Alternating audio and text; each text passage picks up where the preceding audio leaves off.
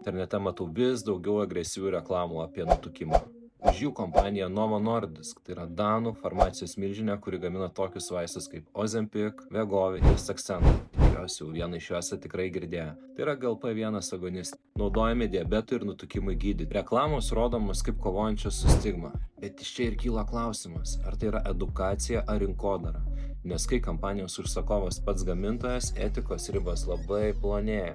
Šių metų rugsėjo mėnesį FDA išsiuntė įspėjamąjį laišką Novo Nordisk už klaidinančią informaciją Oprah specialioje laidoje.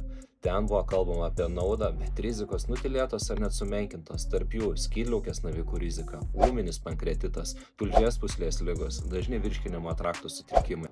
Tokios reklamos gali skatinti pacientus apeiti sistemą, bandyti vaistus gauti be gydytojo priežiūros. O čia slypi kita grėsmė.